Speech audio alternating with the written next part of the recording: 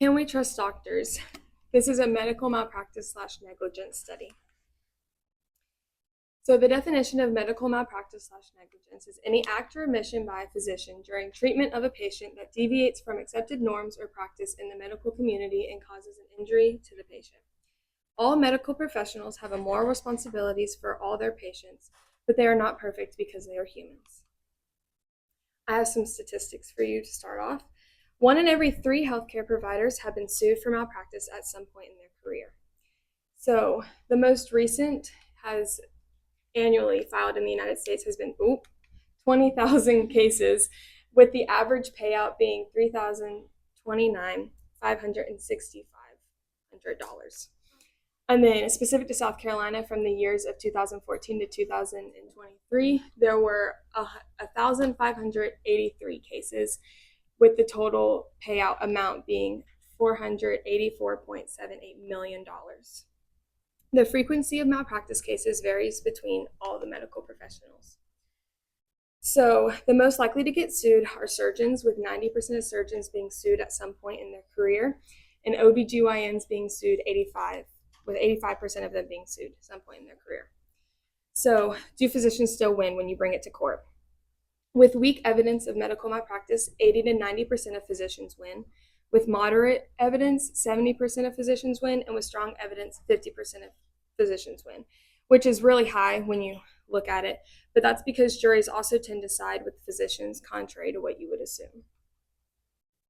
So you have 3 years statute of limitation to bring it to court, which is the set amount of time that you can bring it to court before they won't look at it.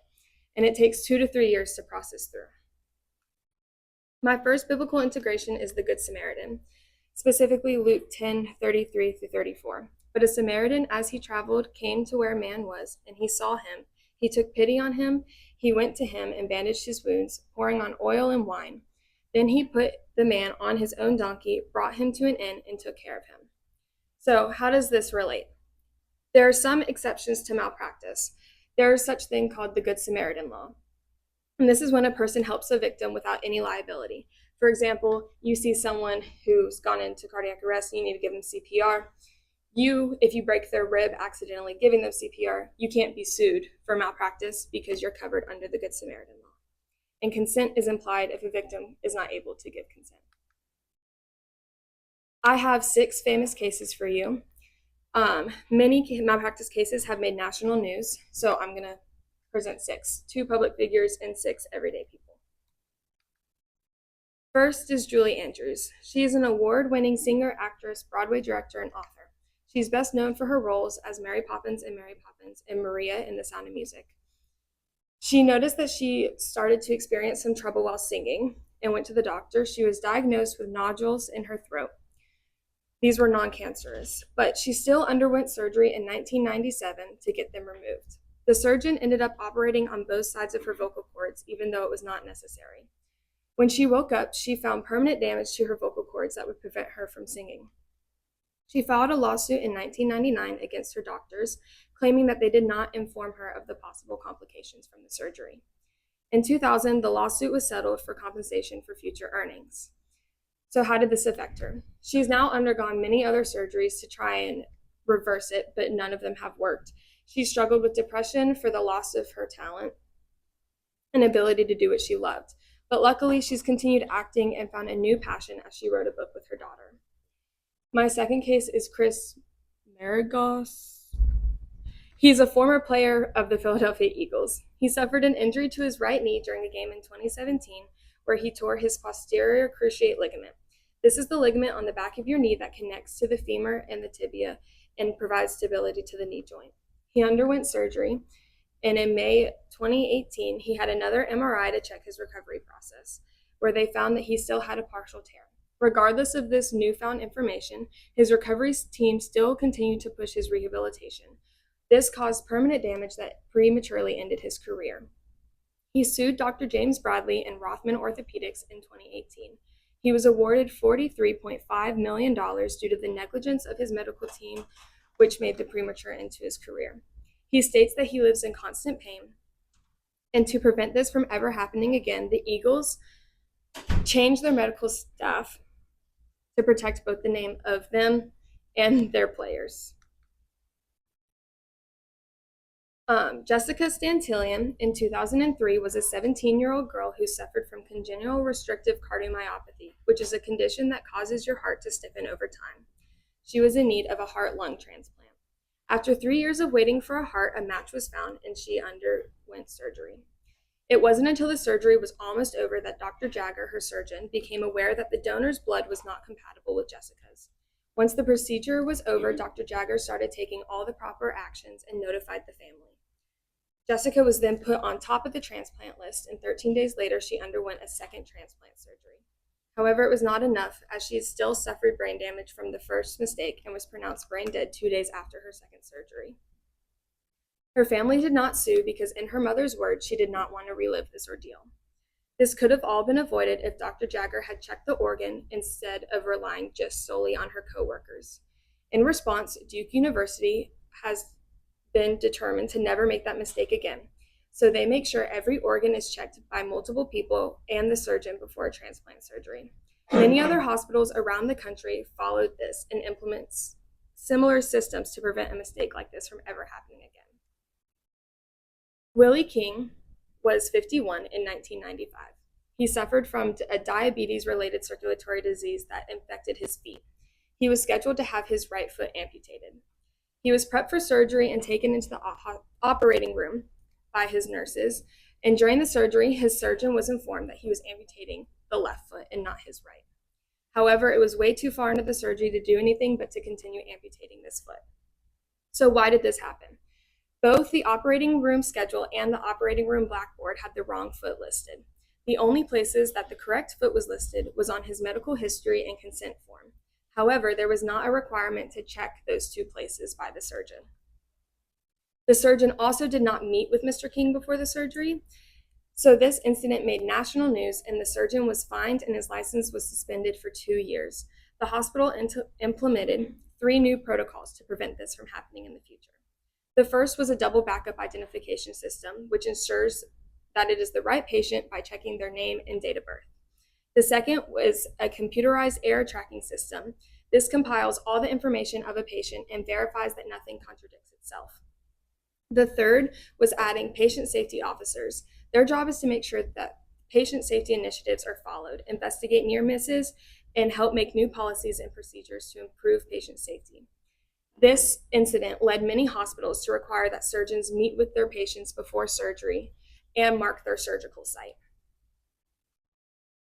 My second biblical integration is Proverbs 28:13. Whoever conceals their sins will not prosper, but the one who confesses and renounces them finds mercy. This relates to Jessica Stantilian's case, where Dr. Jagger had the moral pull to do the right thing and tell the family exactly what happened, to take the blame, knowing it could have cost her a lot, including money and her job. These next 2 examples are things that happen more often, and then I give a specific example for each. So first is childbirth. A specific case in 2022, a family was awarded $97.4 million because of this malpractice case.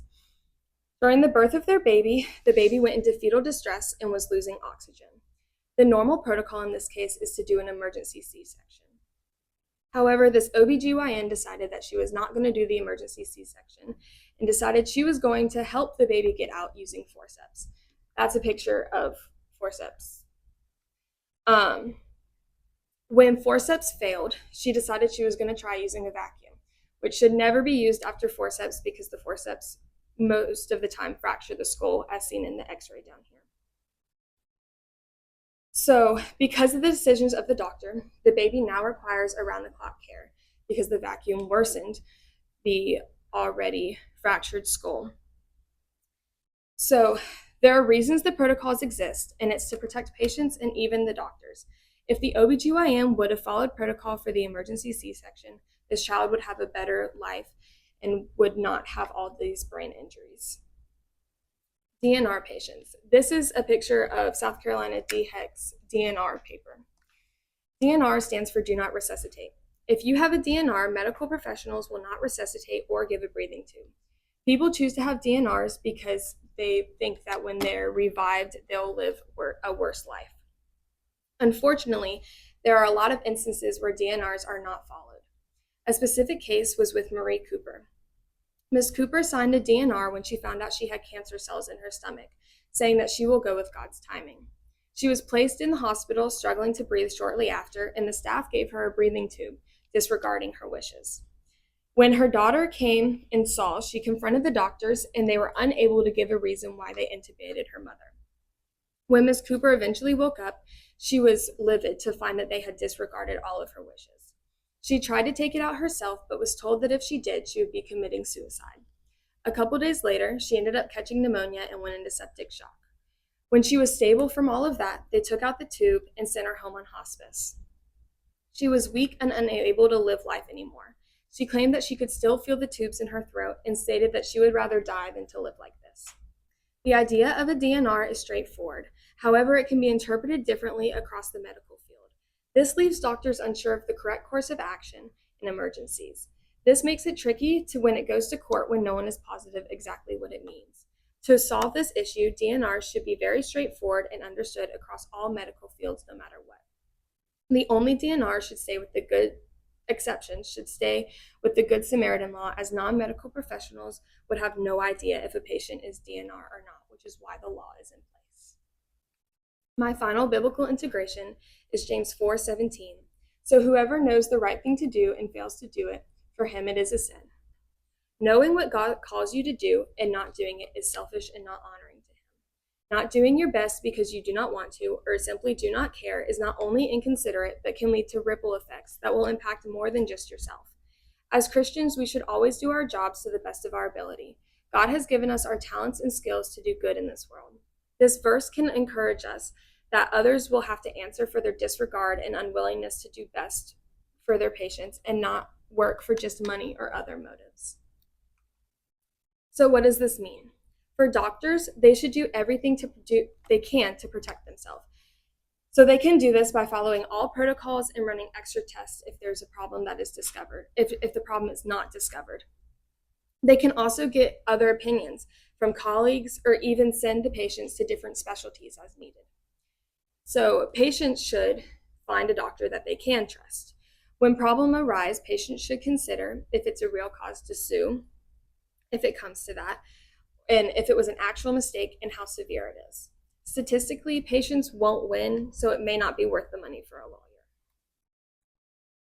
This leads me to my main takeaway. Medical malpractice is a reality, but it is one that doctors are actively trying to avoid and are capable of handling. Thank you.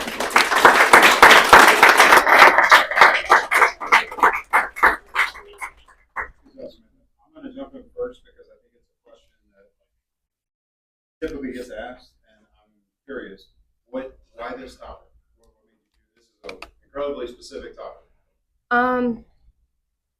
So I went through like 3 different things, and then I ended up I knew I wanted to do something that had to do with medicine. I want to be a pediatrician, so it really interests me. And my original was just going to be like medical advocacy, but that's literally a job. So I was like, maybe not. And then you were like, you should do medical malpractice. And I was like, that sounds great. And here we are. So it's my fault. Yeah, it's your fault. Okay. I'll take it. That's fine. No, good job. Seriously, good job, because it's one of those topics that doesn't. I don't know that it gets enough airplay. Like this. I can't think of another field where 90% of that job, that occupation, 90% somebody's going to get there. That person is going to get sued. Being a teacher, I've seen teachers get sued before. 90% is crazy. So here's my question: is like, as far as like being able to cover the legalities for all this stuff, because as you mentioned, like it's a big expense, right?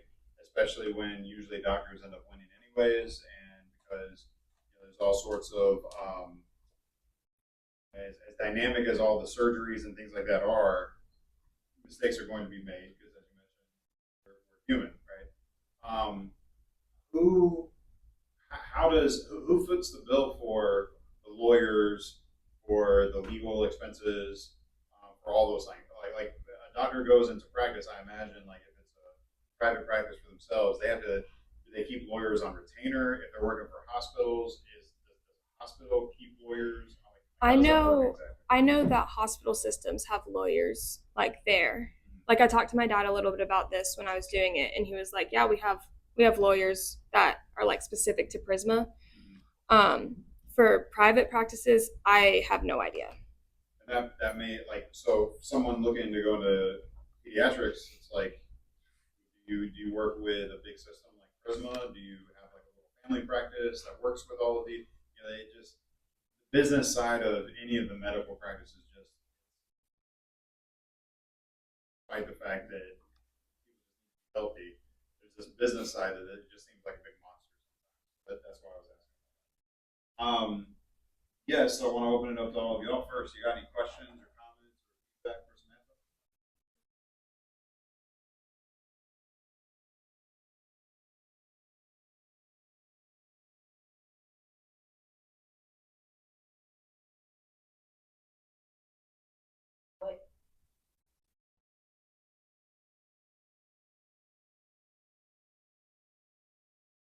Yeah, you should feel comfortable asking your doctor whatever question you have. Like if you don't think that you can be like, "Hey, I said that my head hurt and you kind of like overlooked that and like can you please like talk about this a little bit?" Yeah, you should be able to feel comfortable to advocate for yourself with your doctor. And if not, You maybe should probably find a new doctor. right. That's and that's what makes this such an applicable. Anybody else? Thomas.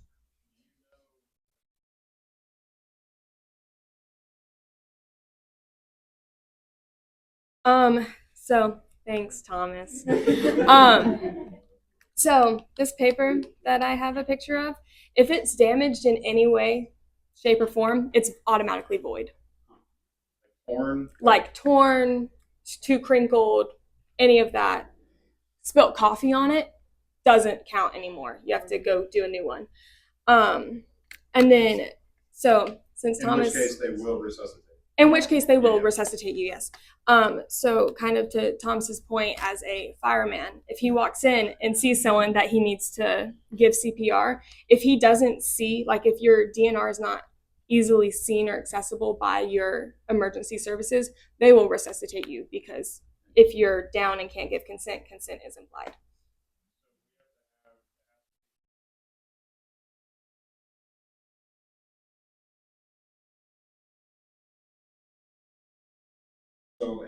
So to your whole project, has anyone been sued because they resuscitated when they weren't supposed to? Oh yeah. That's wild. I'm sorry. That maybe that's not. So you saved my life. How dare you? You know, like that.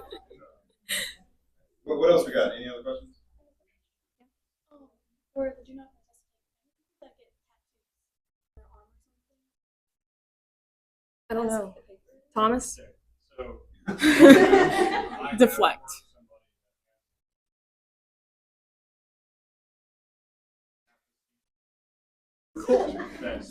There's your answer, Kaylee. It don't matter. Don't waste the money. Yeah, don't waste the money.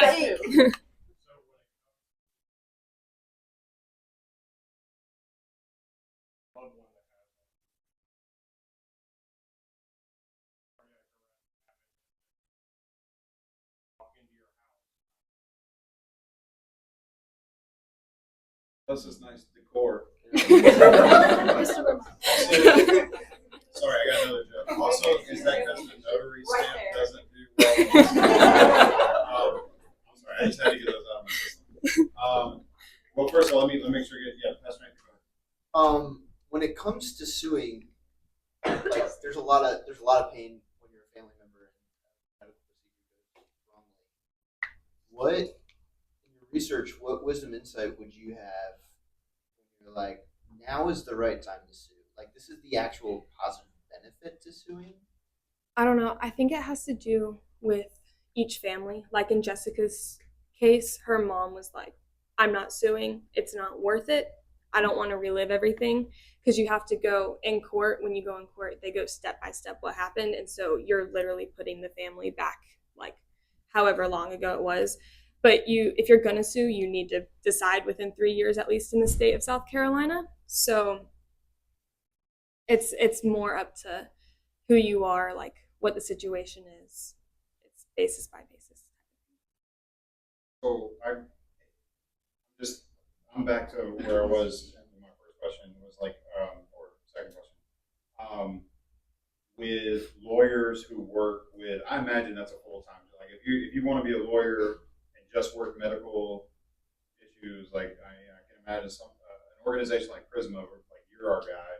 You don't have to work any other kind of case, just work for us.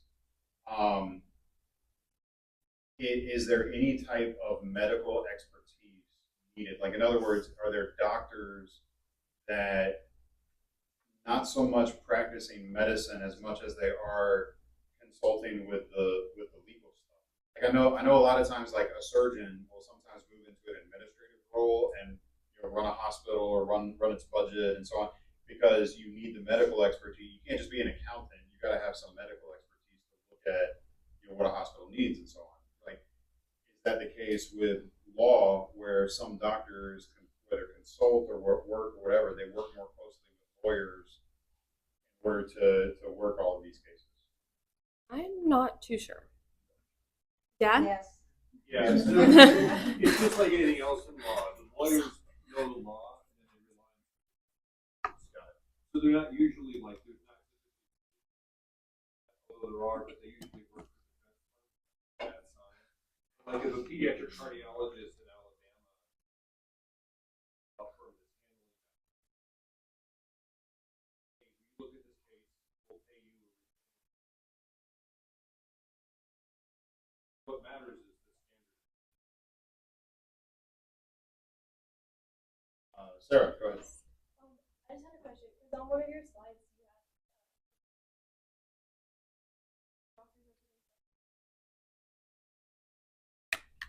what does it say? Can you go back? That one? Yeah, that one. So if it says, that it is or isn't worth it in most cases to bring like attention to if we're trying to say like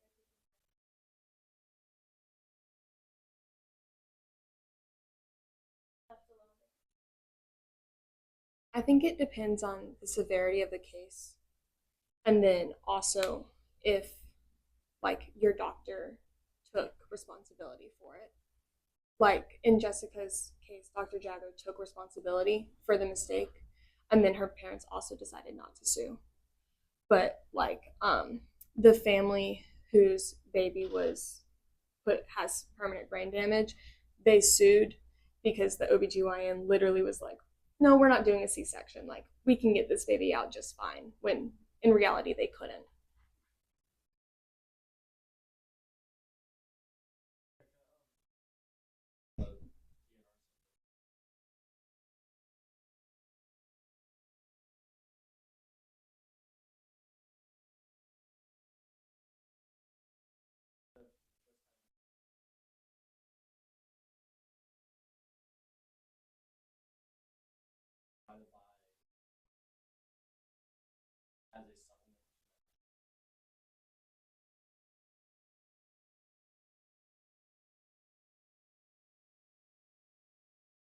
I mean, yes, it would. I'm not sure how that would affect the physical paper part of it, where if you spilled coffee on it, it doesn't count. But yeah, I think that would be something good to look into. Anybody else? Timo? Let's say hypothetically you had to go to the emergency room, like from your doctor, because you had pain. Doctor says, "Hey, no, you're good. Go home."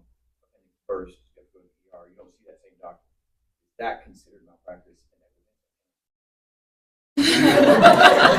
Are you speaking from personal experience or?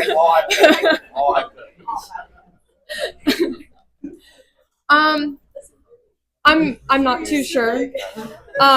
Negligence, yes, because I feel like if you're going in, that your appendix is something that most of the time when you go in, you're like, complaining of stomach pain that happened to be in the area, they're always checking first for appendicitis.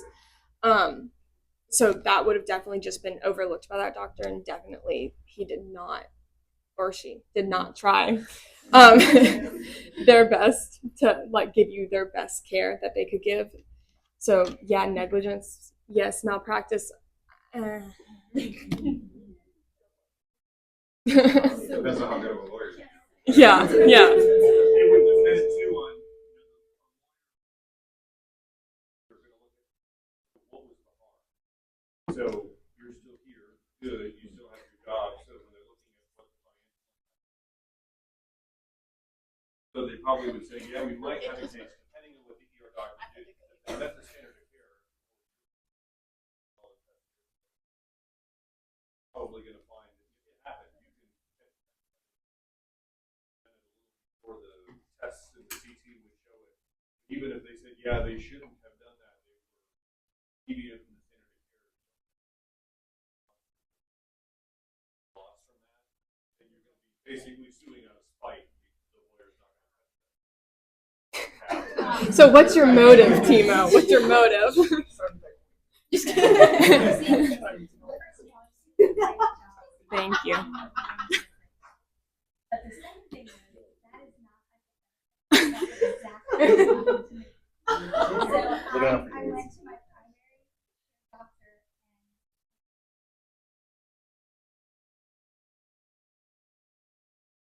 and so go home and nervous. So I went home first, then I went to the hospital. So many bouquets of flowers. But I mean, we weren't going to sue her. Yeah. This time in May, like 2 weeks before. That's not hypothetical. So real quick, I'm sorry, go ahead. Well, Samantha, I came here because I was expecting singing. She did tell us. Hey, class isn't over yet. I was ready for a little, okay, next time. I was gonna, let me, we'll get to Will. Hey, real quick, like, I want to get this point out there before class is over. Here's why this is a Bible project. Every once in a while we get one of these senior seminars, and y'all, I love it when y'all take me up, because when I first introduce this, I say, hey, y'all can do your project on anything. And y'all are like, anything? I'm like, anything. And then y'all actually take me up on it, and it turns out to be a really good project, and here's why. Here's why in a Bible class called Culture, this is important. Our culture is in a crisis moment right now, and the doctors in the room can attest to this, with institutional trust. We have a hard time trusting institutions. 2020 messed up everybody. Psychologically, medically, institutionally, and we have a crisis on our hands, culturally speaking, because most of us don't know who to trust. We know who we trust, but when our doctors, I mean, I don't know, all the old heads in the room, y'all can attest to this. Like back in the day, you didn't question what a doctor says because they're a doctor. You know, a man or woman doesn't go through that many years of medical school to be a crook. They do it because they genuinely want to help people, and they put on all the work, and now they know, knowing all the things that they know, I feel like they earned the authority to tell me what I need to do. And so going through what our culture has gone through in recent years, there's a tremendous amount of trust. You match that with a whole bunch of misinformation. Earlier today, we were in here talking about how you can just go Google what your symptoms are, and you can have everything from a headache to cancer. You know, you can go either way. And then you take that, and then to your point earlier, you go into the doctor and say, well, here's what WebMD said. And the doctor's like, oh, okay. I'm saying all that because this is why this is a Bible thing, that this is a Bible project, because it hits something deeper, and that something deeper is trust. Can you, when you go see your doctor, can you actually trust what that doctor has to say? Can you actually trust? And by the way, if you don't, maybe go find another doctor. Okay. On an even deeper level, Bible teacher hat fully on an even deeper level, no matter how good the doctor is, no no matter how much expertise and experience they have under their belt. There's always something. There's always a chance. Every doctor will tell you that. So as Christians, we put a lot of trust in the good gift of medicine. And God has blessed us with doctors, with medical treatment. Y'all know my story. I have just the utmost respect for a high quality medical team. It makes those people make the unbearable bearable. End of the day, who is your ultimate trust in? Who are you ultimately trusting? Is it going to just be this doctor? Because if the doctor is all your, trust your doctors. But if that doctor has your ultimate trust, what happens when it just doesn't work, despite their best efforts? We trust in God. I brag all the time that Jesus was called a teacher because I'm a teacher. I brag about that. I think doctors have a real special insight with how their relationship is with God because God is a healer. God is the great physician, right? And there's something to that hey, whatever these people are doing, this is what I do for everybody. Magic, right? That's why this is a Bible project. Book. So, okay, my question is, like a doctor, right, commits like malpractice, but ends up I mean, is that a possible, I don't think I quite understand what you're asking. like, like they're not supposed to. It ends up, like, working out for the better in the patient. Like, you know what I mean? Would that be considered malpractice? Not, I mean, you could deviate from the standard of care and run into trouble. Like there was a period of time. That was a law, so that's, you'd be breaking a law just like if you go 90 miles. Definitely putting your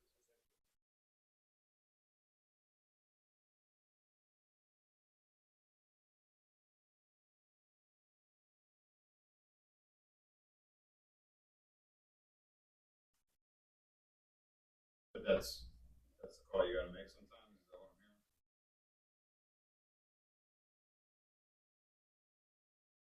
Oh, yeah.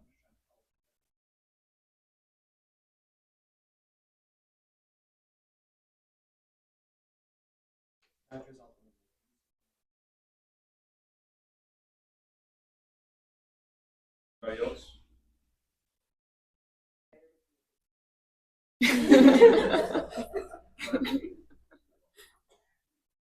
All right, thanks, Samantha.